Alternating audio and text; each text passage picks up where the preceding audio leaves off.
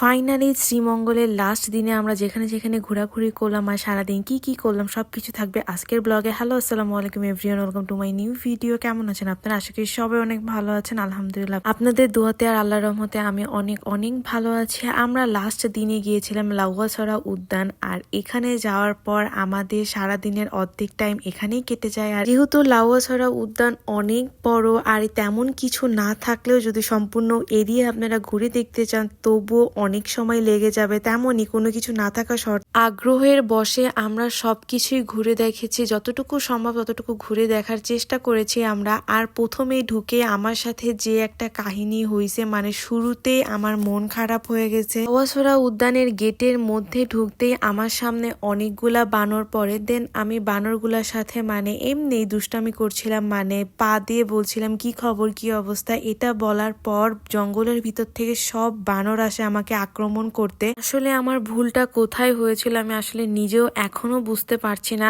আমি জাস্ট পাটা মুখের সামনে নিয়ে তাদেরকে বলেছি কি অবস্থা। আমার ভুলটা হয়তো এখানেই হয়েছে যে আমি পা মুখের কাছে নিয়ে গেছি তাদের কাছে। জাস্ট এটুকু ভুলের কারণে এত বানর আমার উপর আক্রমণ করছিল, যেটা দেখে আমরা তিনজনে অনেক ভয় পাইছিলাম। আমার হাজবেন্ড অনেক ভয় পাইছিল যে আসলে ওদের কিছুই করছিল না, আমার পা ধরে বসেছিল আর মানে কামড় দেওয়ার চেষ্টা করতেছিল, যেটা আমার সম্পূর্ণ পায়জামাতে মানে আমার প্যান্টে প্রমাণ ছিল যে তারা কি অবস্থা করছিল। দেন সবাই মিলে যখন বুঝাইছে যে হয় ভুল হয়েছে, মানে সবাই যখন কথা বলছে তখন ওরা আস্তে আস্তে চলে গেছে। কিন্তু অনেক বানরে আমার পিছে পিছে অনেকক্ষণ যাবতে হাঁটাহাঁটি করছে, যেটা দেখার পর আসলে লাউয়াছড়া উদ্যানে আমার ঘোরার আগ্রহটাই একদমই চলে যায়। তবুও আমি লাঠি নিয়ে সম্পূর্ণ উদ্যানটা ঘুরে ঘুরে দেখেছি। লাউয়াছড়া উদ্যানের সবচেয়ে সুন্দর প্লেসটাই হলো রেল লাইনের ওই জায়গাটা, মানে যেটা চারিদিকে গাছ আর মাঝখানে রেল ক্রস। ওইটাই সবচেয়ে সুন্দর প্লেস ছবি আর ভিডিও তোলার জন্য আমার যতটুকু মনে হয়েছে। আর আশেপাশে তেমন কোনো জায়গায় আমার দেখি নাই মানে ছবি ভিডিও তোলার জন্য, চারিদিকে শুধু জঙ্গল আর জঙ্গল।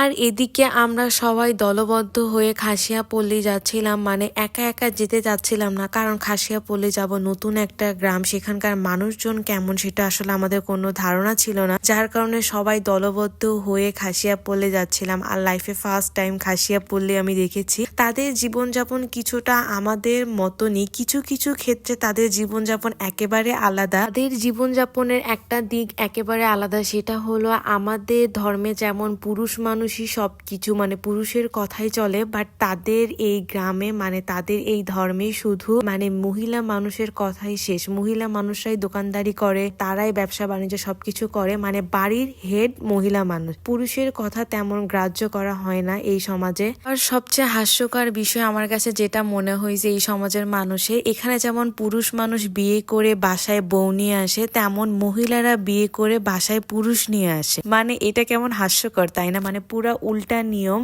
এখানে মহিলা মানুষদের সাথে কথা বলতে গেলে মানে মহিলা মানুষদের বিহেভিয়ার, কথাবার্তা সবকিছু পুরুষদের মতো। মানে এই সমাজের মানুষগুলো এগুলা যেগুলো একটু অন্যরকম, আমাদের থেকে একেবারে আলাদা। যেমন এই মহিলার ভিডিও আমি করতে গেছিলাম, মানে সে একদম রেগে বলতেছে কেন আমার ভিডিও করতেছেন, ফোন অফ করে। মানে তারা ভিডিও করাটা একদমই অ্যালাউ করে না, তবুও আমি লুকাই লুকাই মানে ভিডিও করছি। যে বাড়ির সামনে আমরা দাঁড়ায় আছি সেটা একটা মুসলিম বাড়ি, মানে একটা মুসলিম ছেলে খাসিয়াপল্লীর একটা মেয়েকে পছন্দ করে, ভালোবেসে বিয়ে করার পর সে খাসিয়াপল্লীতেই সে রয়ে যায়। মানে যেমন মেয়েকে নিয়ে আমরা শ্বশুর বাড়ি চলে যাই, তেমনই সেই ছেলে বিয়ে করার পর ঘর জামাই হিসেবে তার ওই খাসিয়াপল্লীতেই রয়ে গেছে। সে আর বউ নিয়ে মুসলিম বাড়িতে যেতে পারে না। এই নিয়মগুলাই যেমন অদ্ভুত। আর তারা পান চাষ করে তাদের জীবিকা নির্বাহ করে, আর আনুষাঙ্গিক বাড়ি ঘর সবকিছু আমাদের মতনই, দালান বাড়ি। আর অনেক হাঁটাহাঁটি করার পর একদমই ভালো লাগছিল না, তারপর এখানে এসে দাঁড়ায় আনারস খাওয়ার জন্য। আর এই কুচি কুচি আনারস গুলা খেতে একদম আমড়ার মতো, মানে এগুলো অনেক ছোট, একদম জালি, যেগুলো আমড়ার মতন খেতে। পর লাঠি নিয়ে বানর তাড়াতে তাড়াতে আমরা লাউয়াছড়া উদ্যান থেকে বের হয়ে যাচ্ছিলাম। আর খাসিয়াপল্লী থেকে আসার সময় আমরা পান কিনেছিলাম আমার শাশুড়ি মায়ের জন্য, কারণ আমার শাশুড়ি মা রেগুলার পান খায়। আর এখানে এই যে একটা আপু, মানে সাদা ড্রেস আর লাল ড্রেস পরা, এই আপুটাকেও বানর আক্রমণ করছিল, ছবি তুলতে গেছে আর বানর উনার মানে জামা ধরে রাখছিল, এরকম একটা অবস্থা। যাই হোক, আজকের ভিডিওটা এই পর্যন্ত। ভালো লাগলো অবশ্যই আমার পেজে লাইক, ফলো এবং শেয়ার করে পাশে থাকবেন পরবর্তী ভিডিওগুলো দেখার জন্য। আল্লাহ হাফেজ।